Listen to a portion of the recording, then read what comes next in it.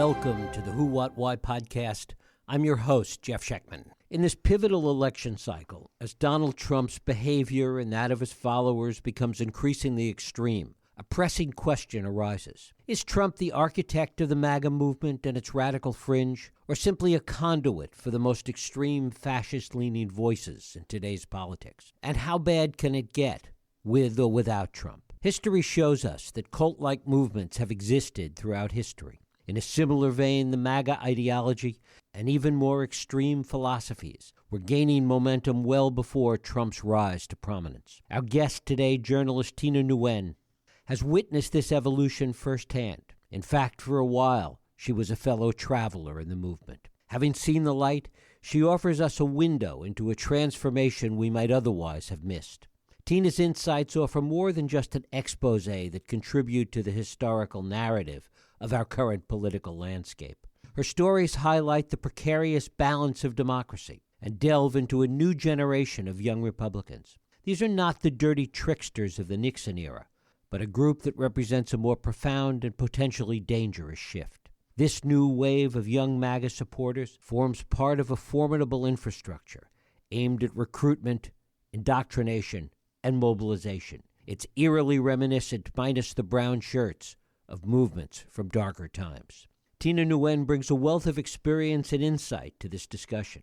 As a national correspondent for Puck, she focuses on Donald Trump and the American right. Her background includes roles as White House reporter for Politico, a staff reporter for Vanity Fair's Hive, and an editor at Mediate. She's a graduate of Claremont McKenna College, where her rightward journey began. And it is my pleasure to welcome Tina Nguyen here to talk about the MAGA Diaries, my surreal adventures inside the right wing, and how I got out. Tina, thanks so much for joining us. Thanks you for having me. Well, it is a delight to have you here today. One of the things that you hear so many people say is that if only Donald Trump would go away, if in fact he loses an election and we'd be done with him. But in fact, the MAGA movement, particularly as you've seen it from the inside and as you write about it in the MAGA Diaries, is much more complex. It's much deeper. It's much more organized. It's not something that's going away so quickly. Talk about that first. So when I entered Claremont McKenna, I was a student who came from an immigrant background. I didn't really have that much money. I didn't really have many connections going into the professional world. And Claremont not only offered that, but it also hit on the second love that I have, which is of the founding fathers and the American Revolution. Like when I was a kid, I thought that was the most beautiful concept in the world, that all these people would come together and create a form of government with balances of powers that would protect certain ideals. And the moment that you walk on campus and see that there's an institution, a research institution that focuses on studying the founding fathers and American politics in relation, I'm just thinking like, oh my God, yes, please. But the moment that I stepped into that world, this entire universe of conservative organization, the type of organization that goes back to the 1960s, just like emerged to me. And the connections that you build inside that network are not just through journalism, which is where I wanted to go, but it's in the legal system, it's in the election system, it's in state legislatures, it's in activist movements on the ground. Like any civic institution that you can think of, there is probably a right-wing activist or interest group trying to figure out a way to get their ideas through it. And like, it's so organized, it's so well funded, but it's so deep. Like that's the thing that I don't think people quite understand, exactly how ingrained into politics this movement has become. Is it your sense that this has grown organically, that it has simply been layered on top of layer on top of layer since the 1960s, as you talk about? Or is there some grand vision that you see behind this, somebody pulling the strings behind the proverbial curtain? I really don't think there's a string puller, and like it's easier to think that there is. But this movement came together in the 1960s under the Goldwater Revolution with people such as William F. Buckley, Morton Blackwell, and they came together. And the gist of it is, oh no, society is moving too quickly in the direction of at that time, communism. We need to pull it back from this socialist, communist direction that we think Lyndon Johnson's taking the country in. And they organize to that end. And the initial plan is train future leaders, identify young conservatives who think in that direction, and teach them how to become elected officials. Think of it this way: Mitch McConnell, who is old, was a member of the Leadership Institute in 1960 something as like a 20-year-old. That's how far back this movement goes. But the thing is that movements like that only continue to exist if they evolve with the times and address the issues that they believe are anti-American at that point, and develop what they believe is pro-American stance in opposition to it. So in the 60s, it was Lyndon B. Johnson and the Great Society. In the 80s, it was the rise of communism and protecting the religious right. In 2000, it was defending the Iraq War and being pro-American values imperialistically, not negotiating with terrorists as Obama was going to do. And that was the big fear for my generation going into the Obama era. And the thing that I noticed was when I went to a current youth activist organization called Turning Point USA, I was like, okay, you guys are focused on fighting wokeism, on fighting LGBTQ rights, on withdrawing American military influence from places like Israel and Ukraine. This is so against the thing I grew up in. But the ultimate core of it was there are leftists who are trying to destroy the values you hold dear. You got to band together because you are the future of the party. And that was always the through line. Do you see the through line connection? Because you mention it, and I want to look back at that. The connection that goes all the way back to the 60s to people like William F. Buckley, you mentioned, and Morton Blackwell and Clifton White, and so many others that were the organizers then, that the MAGA movement today and where it has wound up actually does have roots, has antecedents in that time. Oh, absolutely. The thing that they share in common, the conservative movement has always taken for granted that there's a base of voters out there who will vote for them and their vision of whatever is pro-America at the time.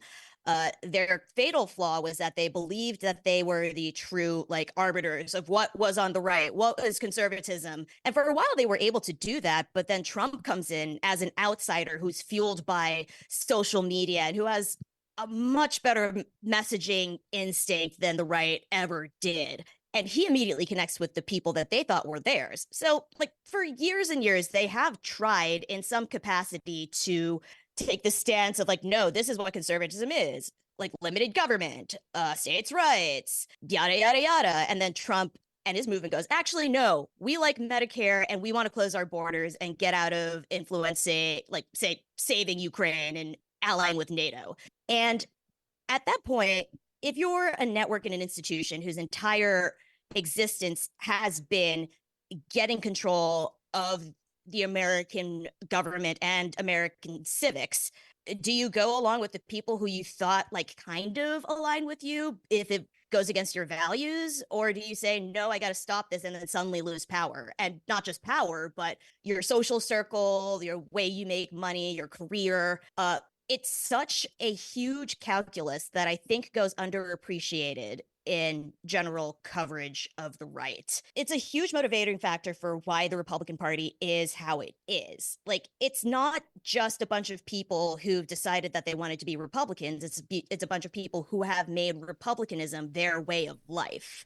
And even though the policy today is so different than the way it was originally, that the power seems more important, essentially, is what you're saying.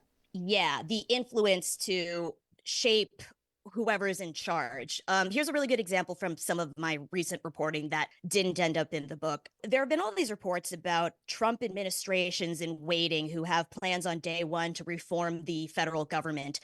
But the thing is, if you look really closely at this movement, there are two competing organizations who are trying to build Trump administrations. One of them is from the Heritage Foundation, which is this old bulwark of conservatism that dates back to the Reagan era and loves putting together policies. And for a while was the most the beginning and end of what was considered conservative.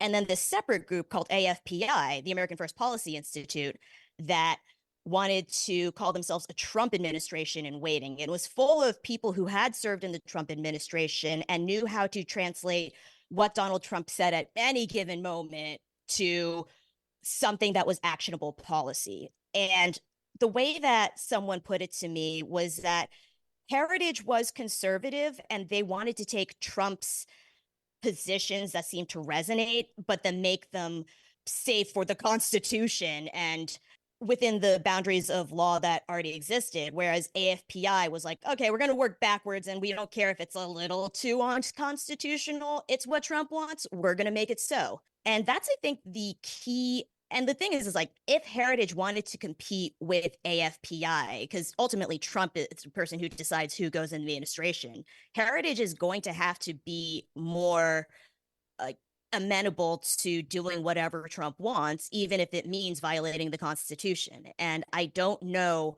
whether they are willing to do that, but I kind of think they are. Talk about the youth movement within this organization, because we tend to think young people as more monolithically on the left.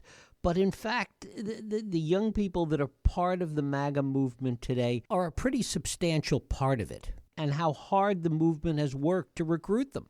Yeah, it's been an interesting phenomenon to watch all of these youth organizations that I came up through. Just keep in mind this thing, when I say that this movement's existed since the 1960s, it really has. And the reason that it has lasted so long is because of this youth recruitment at the ground level. The thing with this generation, though, is that they are always reactionaries to the core. That's always been a hallmark of conservatism. But this generation is reacting to the things that they see on college campuses, the way that they feel rejected by like campus progressivism overall has been something that the right has mined over the past several decades. But now with social media and the facility for these students to immediately feel more aggrieved, it's just more powerful and I think a bit more intense than when I was a child growing up. So, and they think they're better at marketing too, because these kids grew up on social media and they frankly know how to dress and know how to look good. And I'll say this about the conservatives I knew growing up. They did not particularly care about wearing eyeliner or a not wrinkled tie. Talk a little bit about how you got into the movement originally and how you got out of it. So when I was talking about how the movement tries to influence every level of American society, they also do have a fairly substantial investment in training young journalists. I didn't know it at the time. I was, this little founding father loving baby. And I saw this internship opportunity in the listserv email blast lists that our institutes would send out. And one of them was for a paid internship in journalism in the post-crash summer of 2009, where they're like, are you a liberty-loving student who wants a job in journalism? Apply for this fellowship. And so I get it. I go to this seminar that just sits us down and goes, all right, here's how you do journalism. Also, isn't the Affordable Care Act kind of bad? Why isn't the media covering this? And one seminar, however, is not enough to get someone into the movement. They selected people from that group to enter an official mentorship program where they actually would look over your resumes, read over your cover letters, connect you with people in the movement who were looking for journalists and writers. And eventually I ended up at the Daily Caller. After that, I was thrown all of these job opportunities with these groups that the more I looked into them, the more I realized, wait, they don't want me to write the truth. They want me to edit it heavily so it makes Democrats look bad. And at that point, I was like, no, I'm a journalist first and foremost. I cannot bend to the truth to this. So at that point, I just torched my resume and moved to New York and became a food blogger for 2 years.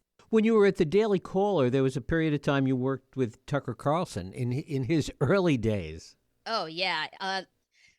One of the things that people these days just don't understand about Tucker was that he was really charming and super fun and also like one of the nicest people you'll ever meet. When I was let go from the collar, he literally gave me his phone number so he could personally tell my mother that it wasn't my fault that I got fired. And then on top of that, he gave me a recommendation to my next job. He didn't have to do that. I was this, 22-year-old neophyte who could have just no longer had a job in journalism, but he will go out of his way to make sure that you're going to be okay and that you have fun. However, if you turn against him and criticize him to a certain point, he will strike back really, really hard. And he's eloquent and he's brutal about it. And he'll go to the biggest platform that will have him and make sure that you are torched as thoroughly as possible.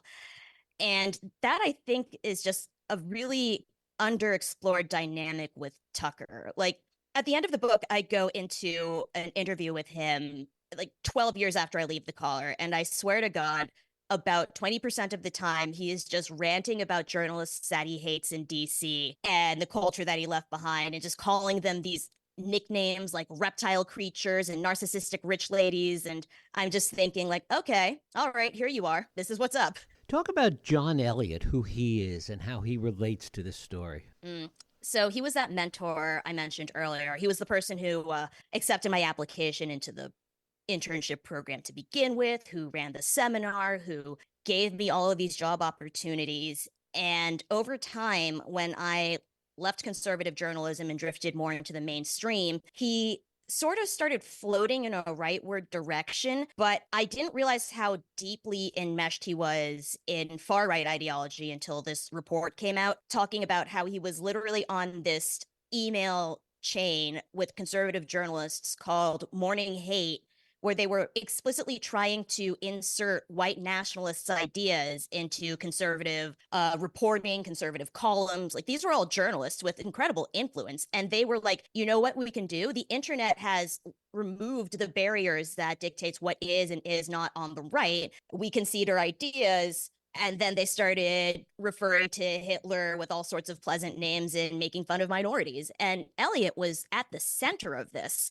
And not just that, he was actively recruiting people who had been in this program to join him and made them big deals in conservative media, egged them on to be more and more hateful. And it was because he identified very early on that they shared his ideas. He was at George Mason at the time? He was affiliated with the institute hosted by George Mason. Yes, it's a couple of steps removed from official affiliation, but that's sort of the way these things work. Like, technically, this was funded by the Koch brothers. One of the things that's remarkable about all of this infrastructure that you write about is the fact that it is endlessly funded. There never seems to be a shortage of money for any of it. Yeah. Also, it's cheaper to do so these days. I think that the traditional understanding of here's a Republican with a lot of money, this Republican's going to throw it at some guy and then get his vision funded, that's sort of fading away. Although there are newer rich people stepping in with more out there ideas. But it is really easy inside this movement to get in front of a rich person, even at a really young age, and say, hey, I have this idea, give me money, and they will invest in you. That's how people would always tell me about it. Like, it was an investment in the future. And if you are a Republican donor who makes the right bets and they pay off in the future, that means that your vision of how America is going to go is now in the driver's seat. So the Koch brothers, for instance, they're super libertarian. They're losing influence because their people are not winning. However, the Rebecca Mercer view of the world has been paying off in terms of like Breitbart and a whole bunch of other people whose career she fostered from the early days. Ali Alexander, for instance, the guy who literally organized the Stop the Steal rally on January 6th, was Mercer benefactee.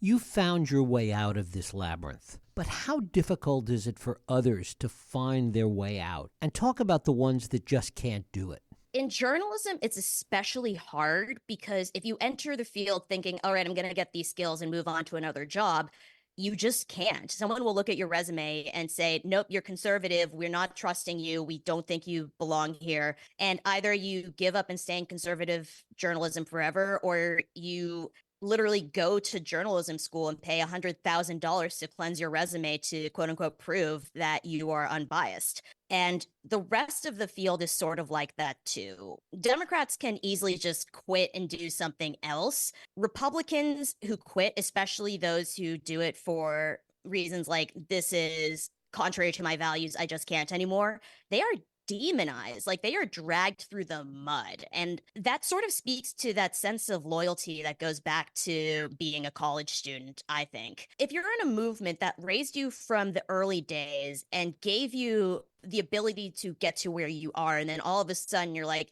oh, sorry, I don't believe in what you're doing anymore. I can't do this. Goodbye. Everyone's going to hate you for basically condemning who they are as well. Like it's just sort of it's a group mentality. Given how entrenched all this is, what's next as you dig into it today, as you report today? What is it that you're seeing that even goes beyond what you've written about in MAGA Diaries?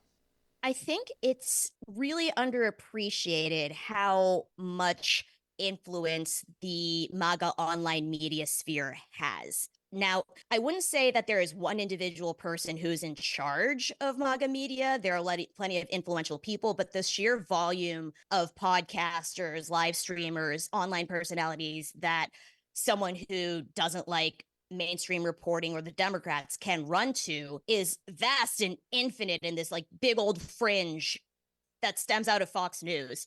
And you can't influence them by going to one outlet and be like, all right, change people's minds. These are all independent actors. And the more control that this blob has over the narrative, the more Trumpism, I think, takes hold. And that's just something underappreciated by, I think, people who try to understand the Republican Party and Republican voters. Like, they're not being influenced just by watching Fox News anymore.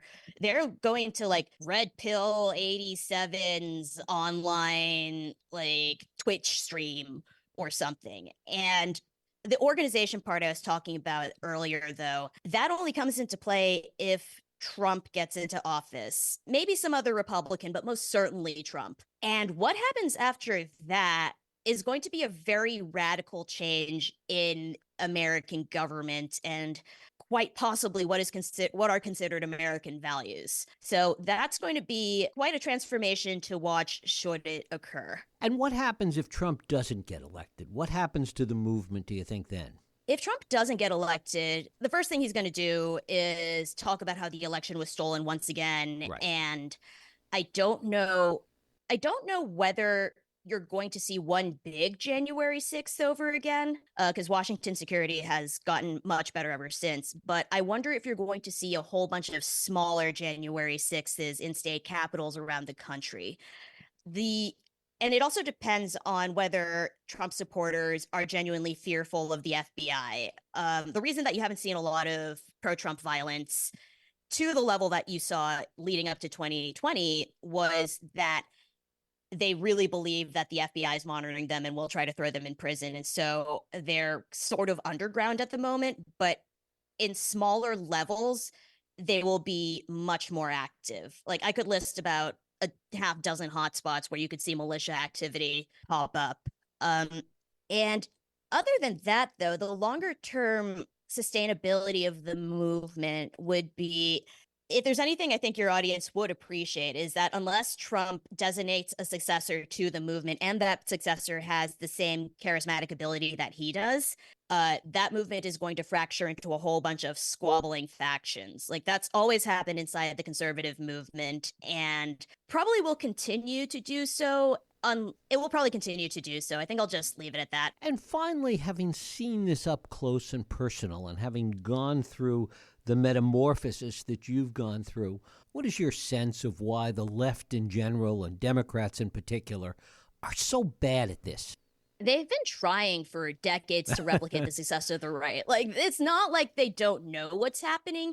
It's just that in the very center of democratic progressivism is this deep need to make things happen right now. Like the quickest way to point A to point B is like through a mountain, for instance. And the conservative movement will plot a really careful course that goes around the mountain, and maybe it'll take longer to get to point B, but they'll get there. But the progressive movement has always been like, let's go straight through the mountain, and then they'll crash into it.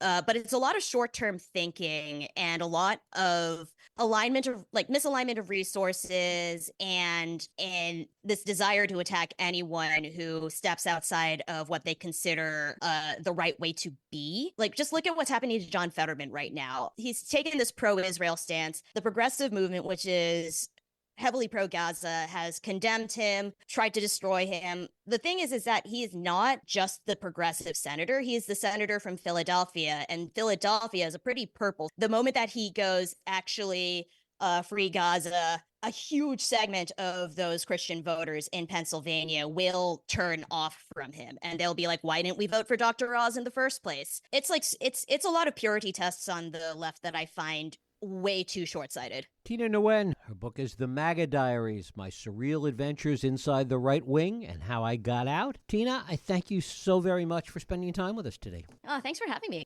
Thank you. And thank you for listening and joining us here on the Who, What, Why podcast. I hope you join us next week for another Radio Who, What, Why podcast. I'm Jeff Sheckman. If you like this podcast, please feel free to share and help others find it by rating and reviewing it on iTunes. You can also support this podcast and all the work we do by going to whowhatwhy.org/donate.